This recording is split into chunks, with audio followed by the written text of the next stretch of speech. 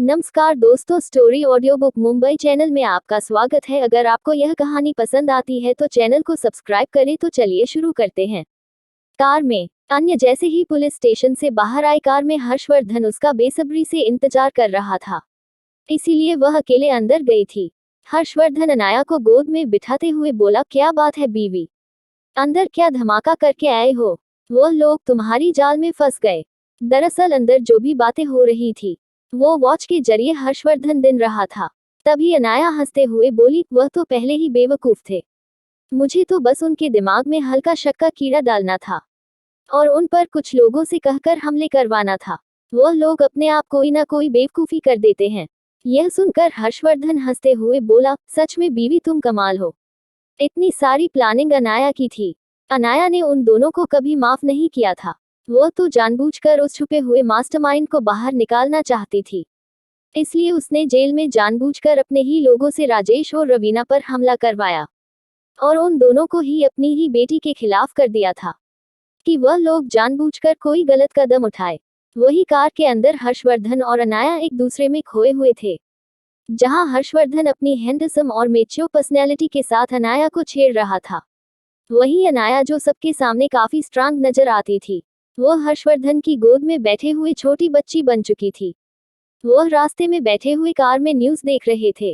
Car काफी modified थी, उसमें हर तरह की फैसिलिटी थी। वहीं न्यूज में तो कोई और ही तहलका मचा हुआ था। हर जगह कीमती जेड सफायर और किंग स्क्रीन की बातें हो रही थी, जो अनाया ने ही उस जेड मार्केट में खोजा था, और हर कोई उस मिस्टीरियस लड़की को खोज रहा था जिसने इतनी कीमती जेड निकाले थे। दूसरी वहां पर सबसे बड़ी न्यूज यह थी कि किसी ने पीनल राजवंश का चीनी मिट्टी का फूलदान खोज निकाला है, जो अब तक की सबसे पुरानी ऐतिहासिक खोज है, जिस पर कई लोगों की नजर टिकी हुई है। कई बिजनेसमैन उसे खरीदना चाहते हैं, तो कई लोग उसे देखना चाहते थे। यहाँ तक कि कुछ म्यूजियम तो यह भी सोच रहे थे कि वह अगर कोई मामूली लड़की होगी तो वह कोई ना कोई प्रेशर बनाकर या फिर गवर्नमेंट की ओर से प्रेशर देकर वह कीमती एंटीक चीज उनकी म्यूजियम के लिए ले लेंगे, ताकि उनकी म्यूजियम की दुनिया भर में चर्चा हो। लेकिन वह लोग यह नहीं जानते थे कि जिसके पास वह दोनों चीज है, उनसे कोई भी चीज छीनना तो दूर की बात है, उनकी चीज पर कोई नजर भी नहीं डाल सकता। और यही बात सच थी, क्योंकि पूरी दुनिया भर के लोग उस एंटीक चीज के मालिक को खोज रहा था और किंग स्क्रीन के मालिक को खोज रहा था।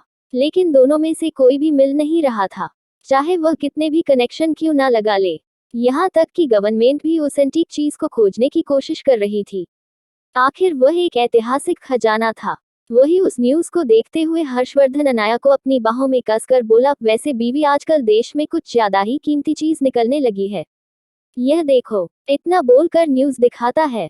वही न्यूज देखकर अनाया टेडी मुस्कान के साथ बोली, वैसे हस्बैंड, मुझे याद है तुम्हें भी ऐसी चीजें कलेक्ट करने का शौक है, क्या तुम्हें यह चाहिए? यह सुन हर्षवर्धन कुछ सोचते हुए अनाया की ओर देखकर बोला, वैसे मुझे पसंद तो है, लेकिन जिसके पास यह है उसके बारे में कोई पता नहीं कर पा रहा, तो तुम कैसे पता करोगी?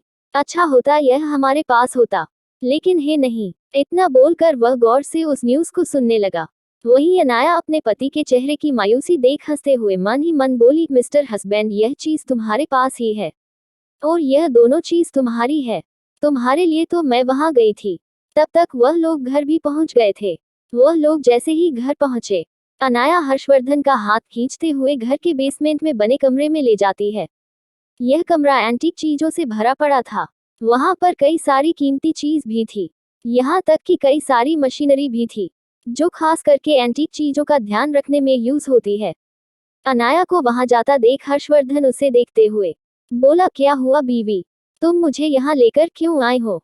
अभी वह इतना ही बोला था, तभी उसकी नजरें सामने बड़ी सी टेबल पर रखी चीजों पर गई। उन चीजों को देखकर हर्षवर्धन की आंखें आश्चर्य से बड़ी हो गई और वह ना में सिरे हिलाते हुए बोला, अब मुझे यह मत कहना बीवी कि वह चीज तुमने खोजी थी। वह पीनल राजवंश का फूलदान और कीमती जेड सब कुछ तुमने एंटीक मार्केट में खोजा था। तभी मैं सोचूं, घमंडी प्रोफेसर आनिक्य मुझे क्यों फोन कर रहा था? क्या तुमने उसके पास मेरा कांटेक्ट छोड़ा था? यह सुन अनाया शांति से बोली, मैं बस तुम्हारे लिए कुछ चीन खोजने गई थी, तो मेरे हाथ यह चीज लग गया। और वही मेरी मुलाकात प्रोफेसर से हुई थी और उन्होंने इन एंटीक चीजों को वापस देखने की रिक्वेस्ट की थी। तो मैंने उन्हें तुम्हारा कार्ड दे दिया था। यह सुनकर हर्षवर्धन हंसते हुए उसे अपनी बाहों में कस लेता है और उसके होठों पर एक डिप किस करते हुए बोला, तुम सच में काफी अमेजिंग हो बीवी। तुम जिस पर चीन पर हाथ डालते हो वह चीज कीमती बन जाती है। आई लव यू बच्चा। इतना बोलकर वो वापस उस किस कर लेता है और उन चीजों की ओर बढ़ जाता है। हर्षवर्धन ध्यान से उस फूलदान को देखते हुए बोला, इसे तो अभी भी साफ करने की जरूरत है। कुछ सोचते हुए अनाया बोली, यह चीज तुम देख लो। अगर तुम्हें खुद साफ करना है तो खुद कर लेना, और अगर किसी और से करवाना है तो किसी और से करवा लेना, लेकिन इसे किसी और को मत देना। इतना बोलकर वो दूसरी ओर इशारा करती है। वही यह सुनकर हर्षवर्धन दूसरी ओर देखता है तो जहां पर कई सारे रेड जेम्स पड़े थे, जिसमें से कुछ कटे हुए थे तो कुछ को काटना अभी भी बाकी था। उन्हें देखते हुए हर्षवर्धन बोला, बीवी इसे तो अभी तक काटा भी नहीं गया। अनाया उन्हें देखते हुए बोली, मुझे लगता है इसे बहुत ज्यादा कीमती जेड है, शायद किंग स्क्रीन, वह भी सबसे हाई क्वालिटी का, जो आज तक दुनिया में एक भी नहीं है। इसलिए मैंने इस कटवाया नहीं। मुझे ऐसा फील हो रहा है कि इसमें वही है। यह सुनकर हर्षवर्धन कुछ सोते हुए बोला, ठीक है चलो काट कर देखते हैं। इतना बोलकर वह पास में पड़ी हुई कुछ चीज पहनकर उस जेड को काटने लगा। अनाया भी उसकी मदद करने लगी। जैसा कि अनाया ने कहा था, उसमें से वही चीज निकलती है। उसे देखकर हर्षवर्धन की आंखें चमक गई, क्योंकि वह कोई छोटा मोटा जेड नहीं था, बहुत बड़ा था। ऊपर से उस जेड की खासियत ही यही थी कि वह अपने आप में प्रकाशित था।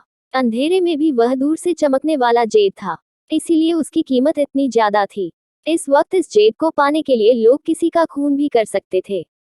हर्षवर्धन उसे देखते हुए बोला, बीवी तुम कमाल हो। तुम्हें चल में जेड की बहुत अच्छी नॉलेज है। वैसे तुम इसका क्या करना चाहती हो? कुछ सोचते हुए अनाया बोली, इसकी स्पिरिचुअल एनर्जी बहुत ज्यादा है, हम इसे मंदिर में रखेंगे। मैंने कहीं पढ़ा था कि यह घर में शांति और आध्यात्मिकता का प्रतीक है। यह हमारे घर में पॉजिटिव एनर्जी लाएगा। उसकी बात हर्षवर्धन को भी सही लगी। वैसे भी हर्षवर्धन रावत को पैसों की कमी नहीं थी जो वो उस जेड को बेचने जाए। अनाया उस फूलदान की ओर इशारा करते हुए बोली, हस्बैंड तुम इसका क्या करना चाहते हो? वैसे भी इस जेड के बारे में अभी दुनिया में किसी को नहीं पता कि कोई इतना कीमती जेड भी है, लेकिन इस फूलदान के बारे में सबको पता है। कुछ सोचते हुए हर्षवर्धन अनाया को पीछे से अपनी बाहों में कसते हुए बोला, वैसे तो यह कीमती फूलदान मेरी बीवी का मेरे लिए तोहफा है, लेकिन मैं यह भी नहीं भूल सकता कि प्रोफेसर आनिक्य की तरह कई लोग इसे देखने के लिए बेचैन होंगे। तो मैं सोच रहा हूँ इसे अच्छे से साफ करके एक दिन के लिए मेरे प्राइवेट म्यूजियम में रखवा दूंगा और फिर वापस इसे यही ले आऊंगा। यह सुन अनाया भी खुश हो गई कि हर्षवर्धन उसके गिफ्ट को अपने पास ही रखना चाहता है और वो आर्कियोलॉजी को पसंद करने वाले लोगों के बारे में भी सोच रहा है। वो खुशी से उसके होठों पर किस कर लेती है। क्या इनकी जिंदगी ऐसे ही प्यार से गुजरेगी या फिर कोई नई मुसीबत आएगी इनकी जिंदगी में? पार्टी हॉल में, वही छोटी सी रिसेप्शन पार्टी में, यह किसी और की नहीं जानवी और विशाल का रिसेप्शन था, क्योंकि जानवी की चालाकी की वजह से विशाल की मां ने विशाल और जानवी की कोर्ट मैरिज करवा दी थी, और मजबूरी में ही सही, दूसरे को दिखाने के लिए उन्होंने छोटा सा रिसेप्शन भी देना पड़ा था। जानवी तो यह चीज पाकर बहुत खुश थी। उसे तो लग रहा था कि अब मेहता परिवार उसे पलकों पर बिठा कर रखेगा और मेहता परिवार में वही होगा जो वह चाहेगी। लेकिन यह चीज उसकी सबसे बड़ी गलती थी, क्योंकि वह विशाल को अब तक जान ही नहीं पाई थी। विशाल एकदम सनकी इंसान था, उसमें और पागलों की कैटेगरी में ज्यादा फर्क नहीं था। उसे जो चाहे वह किसी भी हालत में पाकर रहता था, और जो चीजों उसे नहीं पसंद वह उसे बर्बाद करने से पहले एक पल के लिए भी नहीं सोचता था। विशाल जानवी की जिंदगी अब जहन्नुम बनाने वाला था। पहले जी विशाल उसे पहले चापलूसी भरी बातें करता था और उसे खुश करने के लिए मीठी मीठी बातें करता था, अब वही विशाल उसके लिए बर्बादी बनने वाला था। विशाल और जानवी स्टेज पर बैठे थे, जहां विशाल बिना इमोशन के इधर उधर देख रहा था। वो तो बस यहाँ से फॉर्मेलिटी के लिए बैठा था। अगर उसकी माँ ने धमकी नहीं दी होती तो वह यहाँ आता भी नहीं। आज भी जानवी यहाँ अकेली खड़ी होती है। वही विशाल के पास बैठी हुई जानवी तो बहुत ज्यादा खुश हो रही थी, और कई सारे लोग उसे मिल रहे थे। विशाल के साथ शादी करने से कई सारे लोग उसकी प्रशंसा कर रहे थे। लोगों की नजरें उस पर टिकने लगी थी। हालांकि वह पहले की तरह साफ सुथरा तो नहीं था, लेकिन पहले की तरह लोग उसे इग्नोर भी नहीं कर रहे थे। वही भीड़ में कुछ लोग कह रहे थे कि कितनी भाग्यशाली लड़की है जिसकी शादी मेहता परिवार में हो गई। तो कुछ लोग कह रहे थे कितनी चालाक लोमड़ी जैसी है, उसके माँ बाप जेल में है और उसने उसे सारे रिश्ते तोड़ दिए। तो कुछ लोग के कह रहे थे कि कितनी घटिया लड़की है, प्रेगनेंसी के चलते विशाल को फंसा लिया। ऐसा नहीं था कि लोगों के पास बातें नहीं थी, जितने मुंह इतनी बातें थी। कुछ लोग उसे चालक कह रहे थे क्योंकि वह खुद मेहता परिवार में अपनी जगह बनाना चाहते थे। कुछ लोग उसे नीची नजरों से देख रहे थे। हर तरफ ऐसी बातें हो रही थी। तभी वहां पर माहौल शांत हो गया और गेट से अनाया अंदर आने लगी। उसने आज भी ऊपर से नीचे तक कपड़े पहने हुए थे, चेहरे पर मास्क, खुले बाल जो कमर तक सीधे थे, हाथों में ग्लव्स और अपने हाथों में एक गिफ्ट का बॉक्स। दरअसल जानवी ने जानबूझकर अनाया को भी रिसेप्शन का इनविटेशन भेजा था ताकि वह उसे जलन महसूस करवा सके, लेकिन उसे क्या पता कि उसे दलदल में धकेलने वाली अनाया खुद ही है। वह तो चाहती ही यही थी कि दो बेकार कचरा साथ आ गए।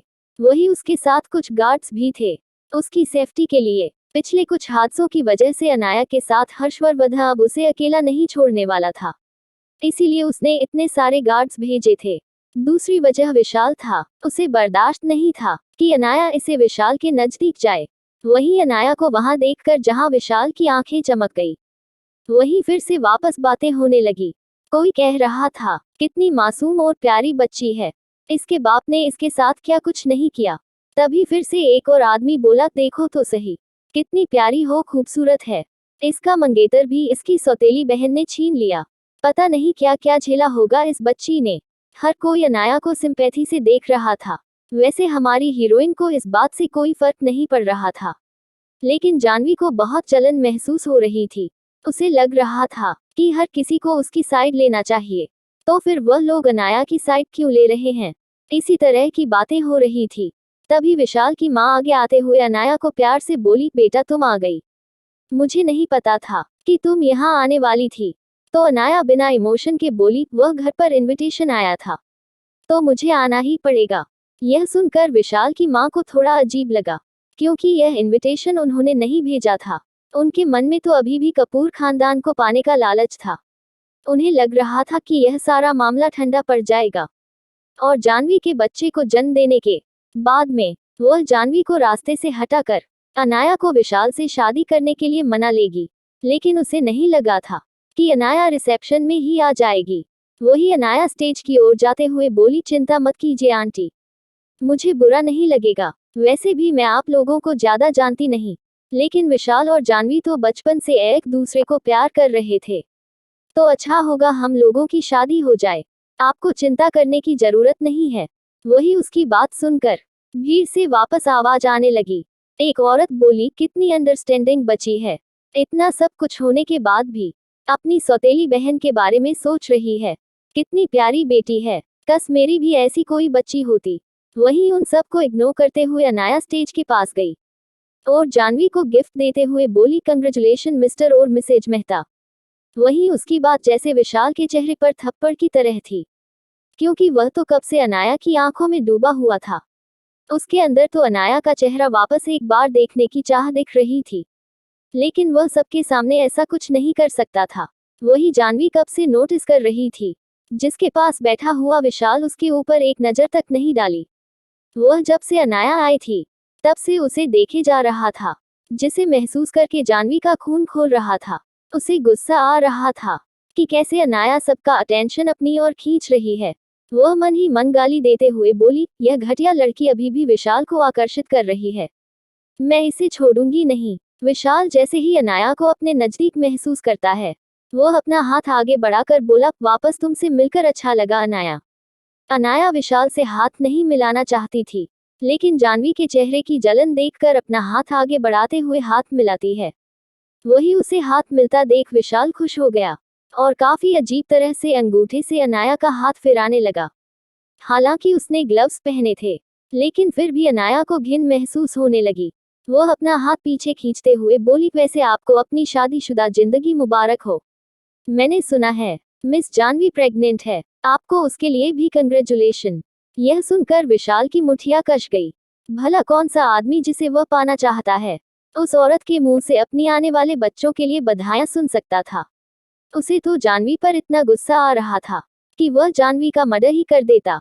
वहीं अनाया इतना कहकर स्टेज से नीचे उतर गई और बिना किसी पर ध्यान दिए वहां से बाहर चली गई। वह बस यहाँ विशाल को उकसाने और जानवी को जलाने आई थी।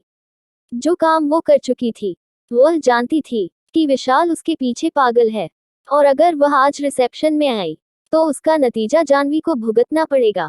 इसीलिए वह यहाँ आई थी। क्या होगा अनाया के वहां आने का नतीजा, और क्या जानवी अपने गुस्से में अनाया को नुकसान पहुंचाएगी, और कैसे विशाल अनाया को वापस हासिल करेगा। अगर आपको अगला एपिसोड चाहिए तो लाइक करें, कमेंट करें और चैनल को सब्सक्राइब करें।